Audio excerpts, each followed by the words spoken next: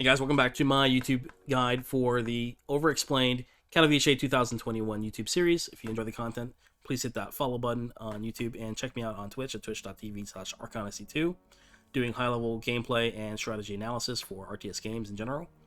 We're going to be taking a look at Game 5 Reynor versus Zest on Romanticide. Zest is currently down.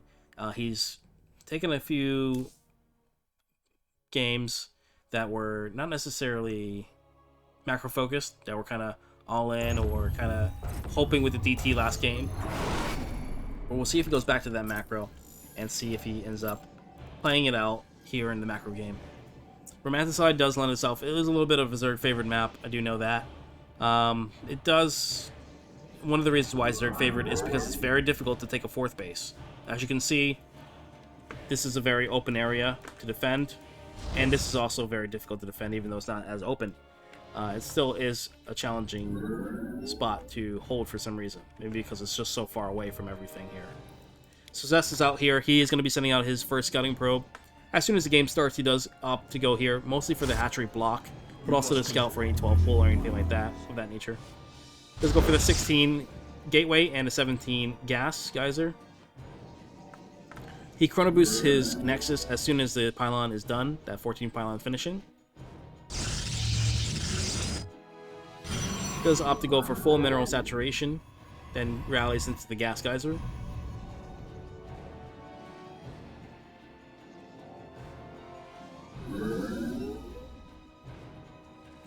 Protoss scouting Zerg space to see if he has an early pull or not. He does not. Goes for hatchery first. Protoss now going to go for the 20 Nexus. So at this point, Protoss is cutting probes at 20. He will be putting down a Nexus and a Cybernetics core at 20 supply.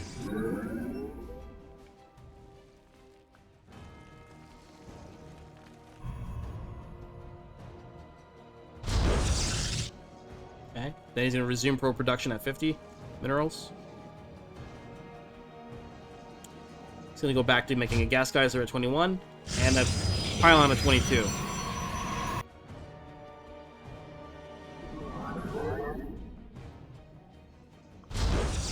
Pylon. Okay, so now he does something pretty interesting. Generally speaking, what Zest does, or what some Protoss players in general do, is he rallies 2 probes into the gas geyser, and then he pulls one. Look at this again. He rallies 2 guys into the gas geyser from production, and then he pulls 1 probe from the mineral line into the gas geyser to saturate fully at 3. In other words, what ends up happening here is we go from full mineral line saturation at 16 to 15 out of 16. So he does pull 1 probe from the minerals to that second gas geyser to reach that full saturation. At which point the rally point needs to be changed from the second gas geyser back onto the minerals here. Or in this case, he does make a Stargate and then he goes back to the minerals. He does stop. He does not go for the warp gate right away. I think he fakes it. He does fake the warp gate to show the Overlord, but what he really does is he gets the Stargate.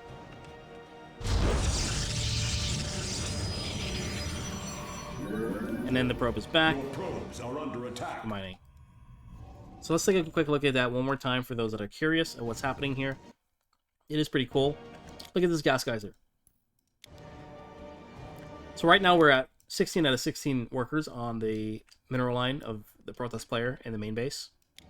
We made the 22 pylon. The 22 pylon probe goes back into the gas geyser. At least he gets rallied to go into the gas geyser. Upon which, this second probe has completed production at the time that this assimilator is complete.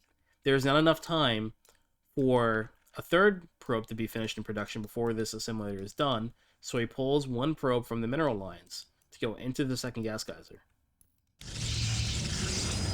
This is important so that you can afford the subsequent wood ray technologies, as well as the Stargate itself.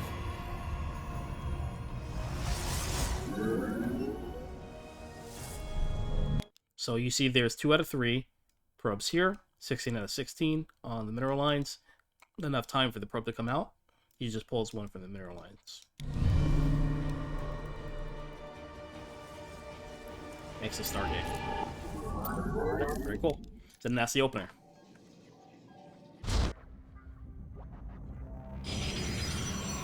At this point, Zest has not gone for the warp gate. He's going to start it now.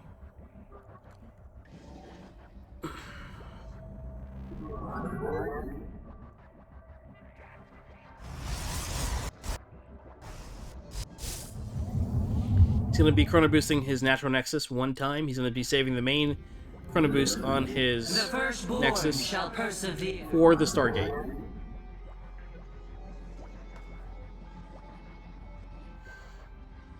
At which point Zest is considering at some point very soon in the next 15 seconds to make a gateway to close off the natural.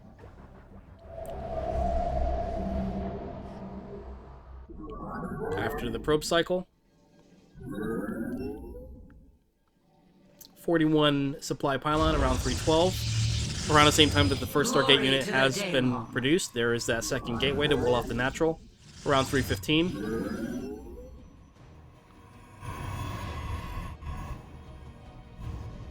Probes are now continuously being produced still. Prismatic. Oracle is going to be the next unit in production, and again, he gets another chrono boost, so that's 2 chrono boosts on the Stargate. Looking around for scouting overlords, there he goes, he finds one.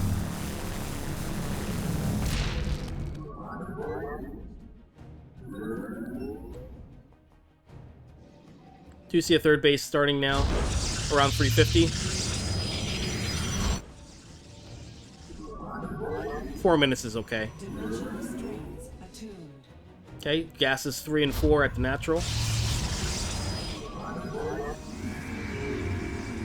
Research complete. Another Overlord scouting the base of the Protoss player. Adds a second Stargate. As his tech choice. Once again, double Stargate. Queens were a bit out of position here. Does end up getting 2 drones, which is very good for an Oracle at high level play. Does need to fix that probe saturation, he does. Okay, now the probes are rallied to the third base now. You and must in construct production. additional pylons. Let's take a quick look at this pylon. Looks like you got a supply block here. Not easy, of course. So Zest did get a little bit of supply blocked here, around 62. Did he put up a pylon? He does. He puts up a pylon very late, around 61 supply. It is a little bit later than he should, but the Void Razor costs 4 supply. That's half a pylon, if you want to think of it like this. This is half a pylon. And if you're making probes, these are a quarter a pylon. So every time you make 2 probes at your bases, they're happening simultaneously. So you can afford to do 2 probe cycles and 1 Void Ray, that's a pylon. So you really need to be careful getting the pylon down. As soon as you start a Void Ray, you need to be thinking pylon. Because you're not just making a Void Ray, you're making a Void Ray, and in the time it takes you to construct that Void Ray, you're making 2 sets of probes. These are happening simultaneously, that's 2 supply. They take 12 seconds to come out, which means it's only going to take you 24 seconds to make 4 supply worth of probes.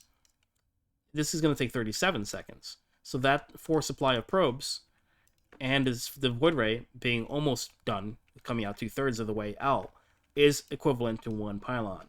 So, in other words, the better way to think about it is, as soon as you have 1 Void Ray in production, you need to be putting down a pylon immediately. He does, kind of, in a sense here, but it's still very tight. So he's going to have... He won't be able to keep up pro production here, as you can see. He does get supply blocked. There it is. So that's kind of bad. Supply block for about 7 seconds. That's not what you want at high level play.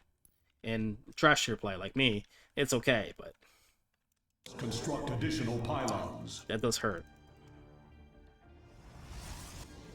A lot. Alright, back to the game.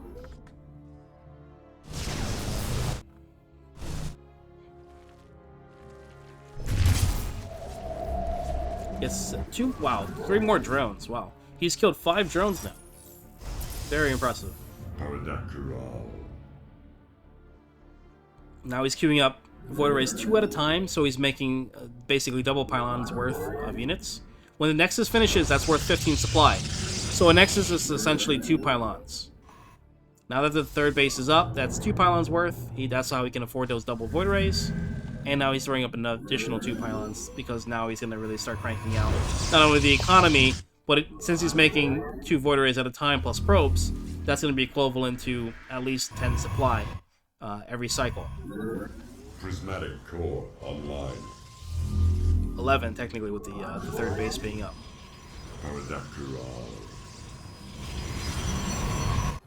Adds a robo around 5:30. Gets the Twilight in Forge to get the +1 charge. This is just your standard follow-up. Now we have the Gateway Explosion around 3 base economy, which is he's going to be going to around anywhere between 10 to 12 gates is fine. So at least 10 gates is what you want. More realistically, 12 is okay as well. The Chrono Boost now should be going toward upgrades. You don't really want to be Chrono Boosting Void Arrays at this point.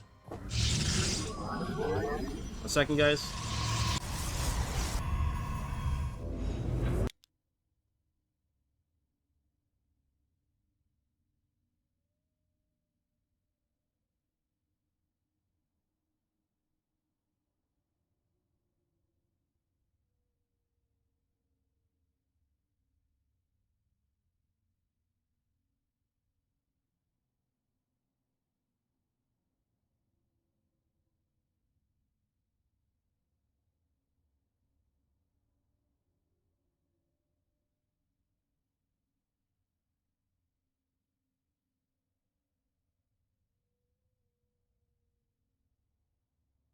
Apologies for that.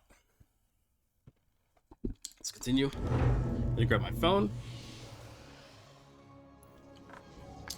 Alright, so we were talking about, we do have 3 base economy now. This is a typical follow-up. Having an Observer come out here, we have Templar Archons. We're going to be seeing +1 in charge. Going to be going into a Charge Lot, Archon, Storm. With your Void Ray base leading yourself into Carrier Transition potentially, and a 4th base. We meet our fate. This is just late game Protoss starting to develop. This is late mid game. Do see an Immortal being produced. Not the War Prism that you may expect. This is going to be basically a safety Immortal, keeping you alive in case Zerg. Just gives you a little bit of extra buffer damage in case Zerg is going for that all-in. Having that extra Immortal just helps. The Zergs have been going for these Queen pushes. The Immortal isn't great, but it's just a little bit more, a little bit more power. Use up a second Immortal. Immortals are not really what you want in the late game. They're kind of dead supply. So the Immortal is specifically anti-all-in. Is Chrono Boosting the Storm upgrade. Do have battery and cannon at the 4th base. We do have 6 workers killed from the Protoss player. I return to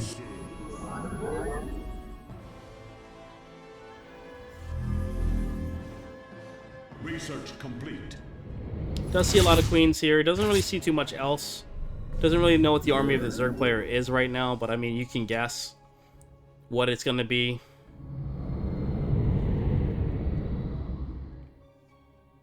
Does see a bunch of roaches and queens, but he knows, of course, Zerg doesn't really want to be on roaches. He's going to want to transition.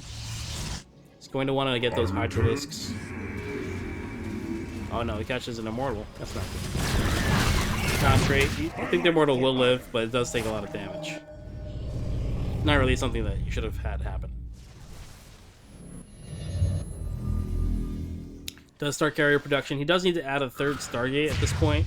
Generally speaking, what you want to have is 1 Stargate per base is kind of the good idea. I like to go with that in mind. The only downside, of course, the truth is, yes, you can afford 1 Stargate per base, but you won't be able to afford much else. So these carriers are very expensive. It's only $350, $250 just for the base cost, but then you need to buy interceptors as well. You're going to be well over 450 minerals and 250 gas just per carrier. Stargate infrastructure itself is pretty expensive. You're looking at 150 for the structure itself.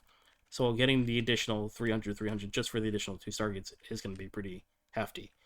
Additionally, what you can be doing with your minerals at this point should be going into additional static defense structures like the photon cannon and shield battery, especially on Romanticide where you have such a wide open area here.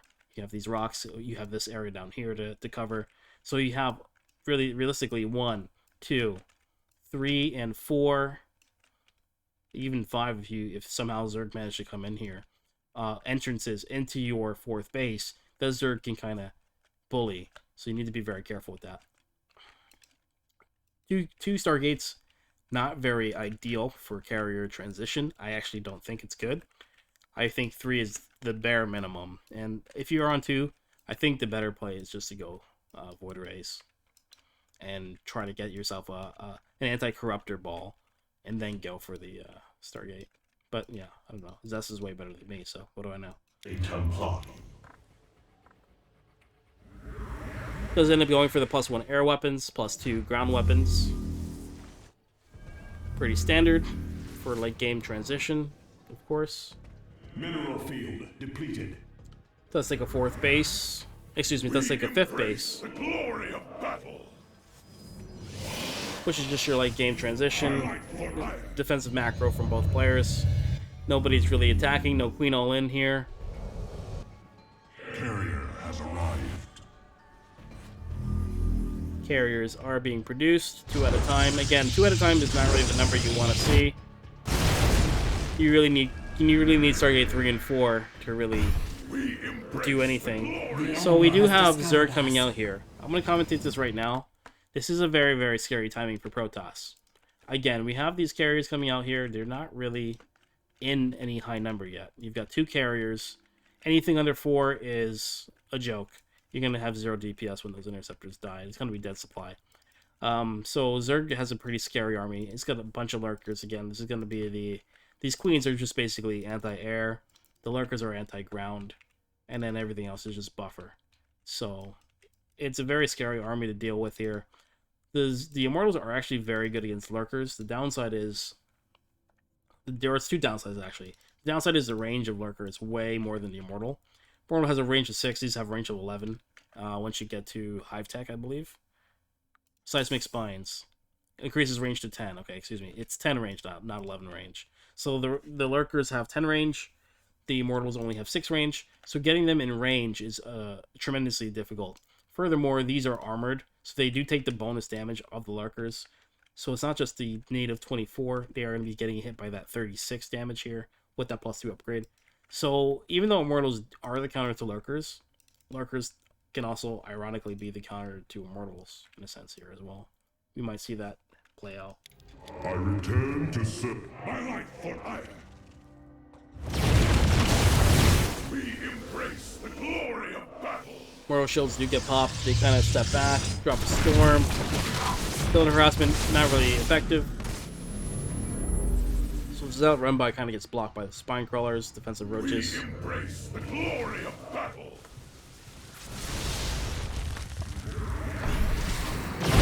We embrace the glory. Or carrier. I think Zest is missing a carrier, if I'm not mistaken. There's one carrier chilling, and he's made a mistake like this before. He's got one carrier that's not where it needs to be right now. And he's got a couple of Void Rays that are chilling. I mean, I don't know if this is intentional. I think this is a mistake. Because first of all, my logic is, first I was thinking, okay, is he doing this on purpose to preserve the integrity of his late game air army because he knows that queens are just really good right now? And if he was, then why does he have this carrier here? I mean, I think he just forgot about this section of his army, which is a bit of a mistake. Not a bit. It's a big mistake. Your warriors have engaged the enemy. Poor Zest. If he loses this game because of that, I'm going to be very sad. He just now notices, I think, the carrier. Your probes are under attack. But he still forgets about this Void Rays. He's got 4 Void Rays here. We cannot hold. It's a big part of his army. Upgrade complete. So he's getting a respectable number of carriers now. That's good. So he does have a good amount of carriers. Now these are more formidable. They're actually able to kill something. But keep in mind, see what happened here was these carriers already, the queens are still, 4 carriers is fine. This is when you can start being a threat. But these carriers have lost their interceptors and you need time for them to regenerate their interceptors. So if he attacks now, he's going to have 50% DPS, if you will, from these carriers because only 2 of them have the interceptors and 2 of them do not. That's one of the downsides. He needs to just poke and then wait and poke and wait. He can't do sustained engagements. Do not favor Protoss here because of this fact that you need to just regenerate these interceptors and to regenerate the energy of Storm. Only Zerg can do the sustained fighting because there's no cooldown on lurkers, and the transfuse is more of a commodity rather than a necessity. Under attack. Our pylon is under attack. Return to serve. We embrace the glory of battle. We do see super battery being popped here. Zerg is kind of breaking, but we're not. I mean, we're seeing a maxed out bang still for both players. It isn't a bad trade right now for Protoss. Protoss is doing the best so far that I've seen from all this series. You don't want to be killing lurkers with high Templar basic attacks, that's for sure. But I think he did get one there, ironically. He still has forgotten about these Void Rays. I'm very sad. So if he had those Void Rays there, he would have cleaned up much easier. This fight would have been way in favor of Zest. But as it stands now, it's still not that bad for him. I only worry about the follow-up, because now the follow-up, here's the problem. The problem for Protoss is he's used up a lot of Psionic Storm energy on the previous engagement. Furthermore, he's used up a lot of interceptors on the previous engagement as well. If you look again at these interceptors, you may see 6 carriers, but I don't, as a Protoss player, I don't see 6 carriers. I see like 3 carriers. And the reason why is because a lot of these carriers have lost their interceptors. This one only has 2 out of 8. This one has 1 out of 8. So if you take a carrier's DPS and you take 1/8 of that DPS, that's basically what this carrier is doing right now. And eventually it's going to do 0 out of 8. Just 0 altogether because it's going to have none soon.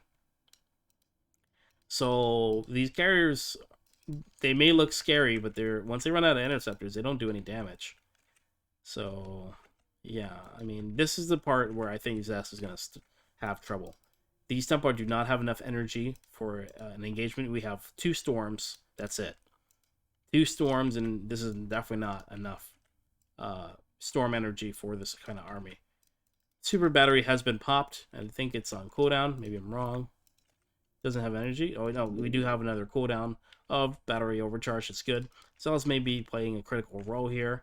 The lurker numbers are low, so Mass Hydralisk, the Zealots can actually take a favorable trade against Mass Hydralisk when there are low levels of lurkers in play.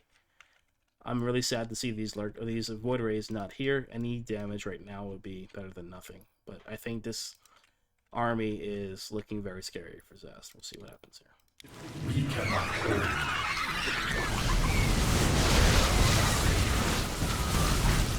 Battery overcharge is popped. Again, I think the Templar didn't even get any storms off. They got picked off. One storm's gonna go down here. Makes an Archon. That's it. He only has 1 storm. Not enough. This is not enough.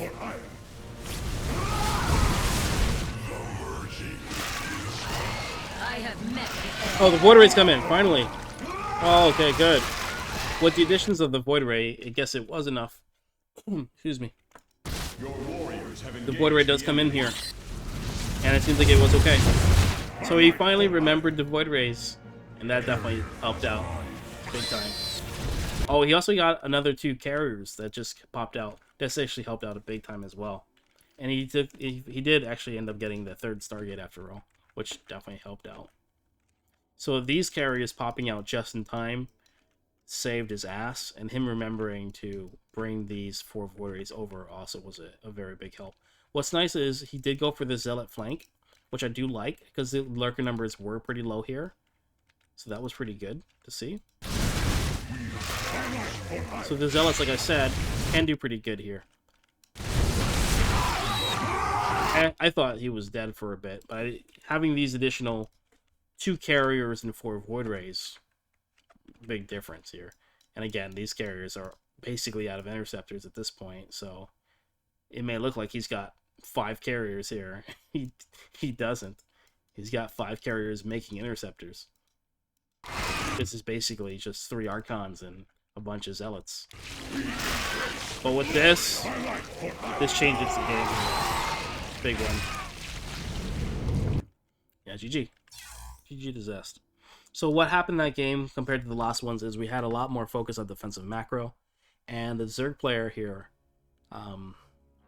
just got outplayed in terms of their production. Having the Protoss hit that critical mass of 6 to 8 carriers plus 4 Void Rays is the tipping point of when just mass Hydralisk is not enough. You need to get Vipers, you need to get Corruptors, you need to get the Microbial Shroud and Infestors for the Neuroparasite, things of that nature. You need that Hive tech, that late game. You can't just brute force it anymore with just Queen Hydralisk.